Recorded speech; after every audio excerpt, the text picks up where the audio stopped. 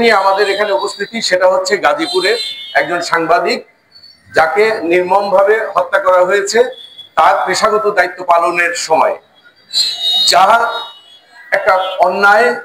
এবং এই ক্ষেত্রে আমরা যদিও গাজীপুর থেকে অনেক দূরে, তারপরেও আমরা এ পর্যন্ত যা দেখে আসতেছি যে গাজীপুর এটা একটা সন্ত্রাসের উল্লেখ করার মতো একটা জেলা, যেখানে গত এক বছরে যদি আপনারা দেখেন অনেকগুলো হত্যাকাণ্ড সংঘটিত হয়েছে। আমরা সে তুলনায় আমরা অনেক ভালো আছি, তার মানে এটাতে আত্মতুষ্টির কোনো কারণ নেই, কারণ পাশে যখন কোথাও কোনো সমস্যা হবে তার ছায়া কিন্তু আমাদের এখানে এসে পড়বে। তো এখানে আমাদের যেটুকু বলার সেটা হচ্ছে যে অন্যায়ভাবে হত্যা করা হয়েছে, আমরা এটার সুস্থ তদন্ত এবং সুস্থ বিচার চাই, এটাই আমাদের চাওয়া।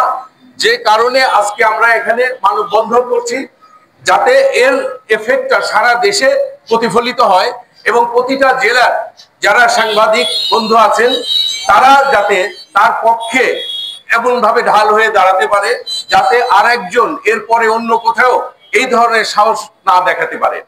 তো আমি আসাদুজ্জামান নূরের বিভিন্ন গণমাধ্যমে খবরে প্রকাশিত সংবাদ দেখছিলাম, একটি সিসি ফুটেজে দেখলাম দুর্বৃত্তরা যখন 4-5 জন দুর্বৃত্ত যখন চাপাতি নিয়ে একটি লোককে ধাওয়া করে তাকে এলোপাতাড়িভাবে কোপাচ্ছিল, সেই মুহূর্তে আসাদুজ্জামান তুহিন সেটি ভিডিও ধারণ করেছিলেন। আর এরই প্রেক্ষিতে কিন্তু আসলে সন্ত্রাসীরা তাকে বেদমভাবে কুপিয়ে এবং মৃত্যু নিশ্চিত করার জন্য চাপাতি দিয়ে গলা কেটে হত্যা করে। এই দৃশ্যটি দেখার পরে কিন্তু আমার পরিবার বললো যে তোমাদের এরকম রিস্ক নেওয়ার দরকার নেই, কিন্তু আমার মতো সবার পরিবার থেকে একই কথা বলা হয়েছে। আর আমি বললাম যে আমাদের তো প্রতিনিয়ত এরকম ঘটনা ঘটছে, আমরা যখনই যেখানে যাই কোনো ঘটনা যদি আমরা সেটি ভিডিও ধারণ করি আমাদের পর দুর্বৃত্তরা প্রেশার করে যে ভিডিও করলেন কেন। কিন্তু এই ভিডিও করার কারণে কি আমাদের হত্যা করা হবে? এটি আসলে খুব একটা জঘন্যতম কাজ হয়েছে এবং খুবই আতঙ্কের বিষয় কিন্তু গণমাধ্যম কর্মীদের উপর। আসলে এই বিষয়গুলো আসলে সারা দেশেই আমার মনে হয় যে আলোড়ন সৃষ্টি করেছে।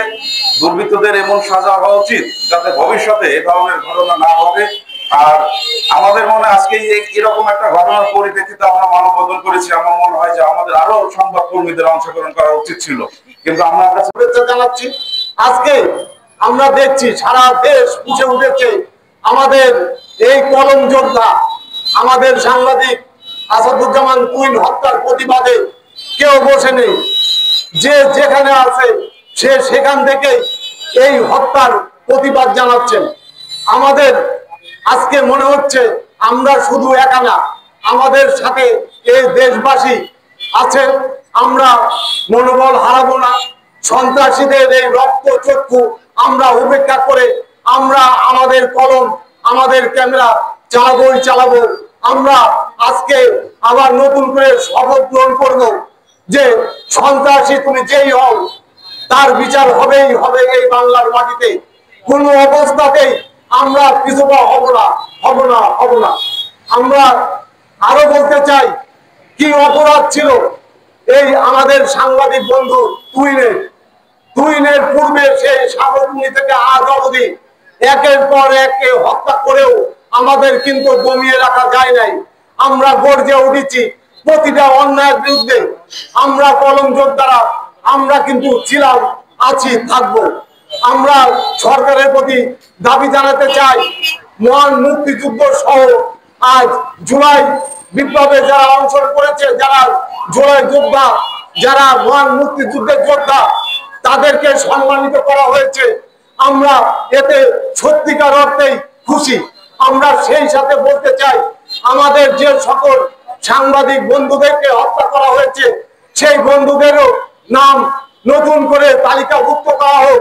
তারা দেশের জন্য কাজ করতেছে, দশের জন্য কাজ করতেছে, আজকে আত্মহত্যা দিচ্ছে, সন্ত্রাসীদের গুলিতে কোপে নানাবিধ ভাবে তারা আমাদেরকে হত্যা করছে। আমাদের